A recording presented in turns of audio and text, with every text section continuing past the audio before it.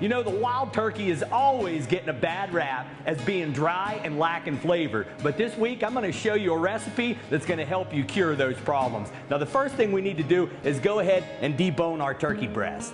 We just want to cut down on both sides of this breastbone right here. Stay really tight to the bone. You want to make sure you get all that meat right off the bone. Now, a good marinade can add a lot of flavor and moisture to your turkey breast. I'm going to use High Mountain's Zesty Western marinade here. We're going to add about 1.5 cups of virgin olive oil here. Now we'll add 3 tablespoons of red wine just to give it a little bit of vinegar and a little bit of that sweet wine flavor. Now we'll just take a whisk here and we're going to mix up our seasonings, our oil and our wine really well. Now we'll take our turkey breast and we're just going to slip it into a vacuum bag here, and we're going to dump our marinade right in on top of our turkey breast. Now that we've got our marinade all mixed up well in there with our turkey breast, we're ready to vacuum seal it. You can take a paper towel, roll it up just like this, and put it right up in the front of the bag, and that's going to stop that marinade from coming up into your vacuum chamber.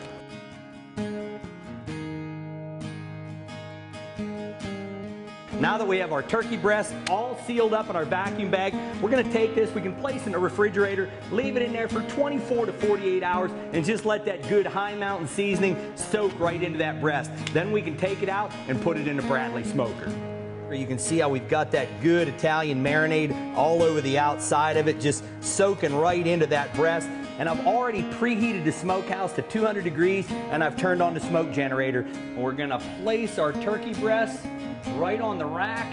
Now we're going to take our temperature probe, we're going to stick it right in the center of our breast, and we're going to cook this product to an internal temperature of about 120 degrees. Now the reason we don't want to go any hotter than about 120 is because if we do in the smokehouse, this is a dry heat and it's going to start to dry that breast out. So we're going to come up to about 120 degrees, then we're going to take it over and we're going to finish steaming it in the new Can Cooker Junior.